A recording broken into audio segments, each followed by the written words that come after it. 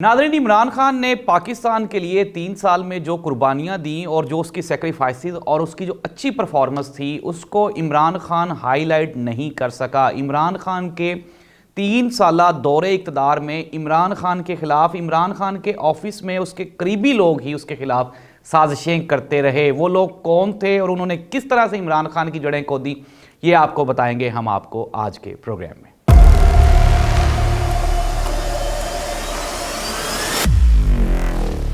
औज़ुबिल्लाहिमिनश्शैतानिर्रजीम, बिस्मिल्लाहिर्रहमानिर्रहीम। अल्लाहुम्मा सल्लि अला मुहम्मदिन व आलि मुहम्मद। करोड़ों दरूद व सलाम हज़रत मोहम्मद मुस्तफ़ा सल्लल्लाहु अलैहि वसल्लम पे और आप सल्लल्लाहु अलैहि वसल्लम की आल पे। नाज़रीन, आप देख रहे हैं ज़ाहिद अब्बास नकवी ऑफिशियल। जनरल कमर जावेद बाजवा की अपॉइंटमेंट मियाँ मोहम्मद नवाज शरीफ साहब ने की थी और फिर जब एक्सटेंशन की बारी आई तो इमरान खान ने जो नोट भेजा था उसकी एक्सटेंशन का, उसमें टेक्निकल फॉल्ट्स थे और टेक्निकल फॉल्ट्स की बुनियाद पर वो जो केस था वो असेंबली में चला गया, काबीना में चला गया। काबीना में जाने के बाद जनरल कमर जावेद बाजवा की एक्सटेंशन को मशरूत कर दिया गया कि अगर इसको काबीना से, असेंबली से पास करवाया जाएगा तो एक्सटेंशन होगी वरना नहीं होगी। और इस तरह से ये मामला चला गया अपोजिशन के पास और जनरल बाजवा साहब को एक मरतबा फिर नून लीग ने एक्सटेंशन दिलवाने में अहम किरदार अदा किया और पीपल्स पार्टी को भी वही मनाने में कामयाब हुए। इस तरह से नून और पीपल्स पार्टी ने जनरल कमर जावेद बाजवा साहब को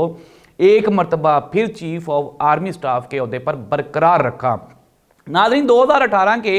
इलेक्शंस में इमरान खान इससे ज़्यादा सीट्स जीता था और उसकी 18 से 20 सीट्स को एक प्रॉपर साजिश और प्लानिंग के तहत 2018 में, नाज़रीन ये मैं आपको ब्रेकिंग न्यूज़ दे रहा हूं, 2018 में इमरान खान की 18 से 20 नशिस्तें मार ली गई थी, रोक ली गई थी, धांधली हुई थी क्योंकि रिजल्ट्स रुक गए थे। उससे नुकसान नून लीग को नहीं हुआ था, पीपल्स पार्टी को नहीं हुआ था, बल्कि इमरान खान की नशिस्तें रोकने की वजह यह थी कि अगर इमरान खान पूरी ताकत के साथ इक़्तिदार में आता तो ताकतवर हलकों का क्या बनना था। और यही वजह थी कि 3.5 साल तक बज़ाहिर इमरान खान के साथ खड़े रहने वाले ही इमरान खान के सबसे बड़े दुश्मन थे। जिस तरह से इमरान खान अपने बयानात को अब दोहरा रहा है, जिस तरह अब वो कौम के सामने सच रख रहा है, और नाज़रीन हकीकत और सच यही है कि 3.5 सालों में जिस तरह आज एतजाज़ अहसन साहब ने फरमाया कि मुस्लिम लीग नून, खुसूसन मरियम नवाज़, शहबाज शरीफ और नवाज़ शरीफ के केसेस हथेली पर लिखी हुई तहरीरें थी, वो किसी भी वक्त डिलीट हो सकती थी। और फिर जिस तरह से इमरान खान साहब फरमाते हैं कि जनरल कमर जावेद बाजवा साहब ने ही उन्हें मुतमिन किया कि नवाज शरीफ को मुल्क से बाहर जाने दिया जाए, इनको NRO दिया जाए। और इमरान खान बार बार अपने बयानात में दोहरा चुके हैं कि जनरल कमर जावेद बाजवा को एक्सटेंशन देना इमरान खान की सबसे बड़ी सियासी गलती थी। और नाज़रीन, इमरान खान की एक और कमज़ोरी जो कि उनको अभी तक मालूम नहीं हो सकी और वो ये है कि 3.5 साल में इमरान खान ने इस मुल्क के लिए, इस बंजर मुल्क के लिए, एक ऐसा मुल्क, एक ऐसी हुकूमत जो इमरान खान को मिली तो मुर्दार हालत में थी, इमरान खान ने इस मुर्दार में जान डाली और इमरान खान ने दिन रात मेहनत करके पाकिस्तान की इकॉनमी को ना सिर्फ बेहतर किया बल्कि पाकिस्तान का जो इंटरनेशनल इमेज था उसको भी दोबारा एक नई ज़िंदगी दी गई। लेकिन अनफॉर्चुनेटली चूँकि इमरान खान अपनी चीज़ों को, अपने अच्छे कामों को पब्लिसाइज नहीं कर सका, जिसकी वजह से इमरान खान को उसके जो फ़वाइद थे वो पूरे नहीं मिल सके। नाज़रीन, हम आज भी जानते हैं और हमेशा ये चीज़ तारीख में चूँकि रकम हो जाती है, तारीख कभी भी झूठे को सच्चा साबित नहीं होने देती। इमरान खान ने जितने काम किए हैं आप वो उठा के रख लें, 3.5 साल की इमरान खान की परफॉर्मेंस और 30.5 साल की नून लीग और पीपल्स पार्टी की परफॉर्मेंस। और यही वजह है कि अवाम को अब जाके इल्म हो गया है कि नाअहल इमरान खान नहीं बल्कि नाअहल वो हैं जो इमरान खान को नाअहल कहते हैं। करप्ट इमरान खान नहीं बल्कि करप्ट वो हैं जो इमरान खान को करप्ट साबित करने की नाकाम कोशिश कर चुके हैं। इखलाकी करप्ट वो हैं जो इमरान खान को इखलाकी करप्ट साबित करने की कोशिश कर रहे हैं। नाज़रीन, तुर्की के सदर तैयब रजब एर्दोगान तुर्की में इसलिए सबसे ज़्यादा मकबूल हैं کہ وہ اپنے بیانات کی وجہ سے جانے اور پہچانے جاتے ہیں، اور ان کے بارے میں یہی کہا جاتا ہے کہ وہ جو بیان دیتے ہیں پھر اس پہ ڈٹ جاتے ہیں۔ یو این او میں بھی اسلامک لاء اور اسلام کے بارے میں اچھا امیج اجاگر کرنے کے لیے طیب رجب اردوان کے بعد وہ نام جو پوری عالم اسلام میں جانا اور پہچانا جاتا ہے وہ عمران خان ہی ہے۔ عمران خان اگر اپنی شعلہ بیانی اور اپنے کیے گئے سخت فیصلوں پر قائم رہے تو دنیا کی کوئی طاقت عمران خان کو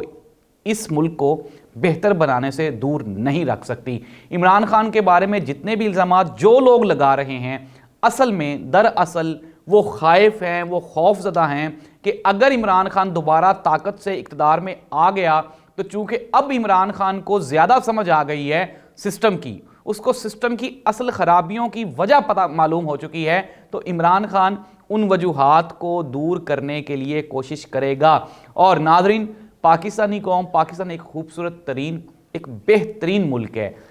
ہماری بدقسمتی یہ ہے کہ ہمیں قائد اعظم محمد علی جناح صاحب کے بعد کوئی بہتر لیڈر اور رہنما نہیں ملا جو ہمیں صحیح طرح سے لیڈ کرتا۔ لیکن اگر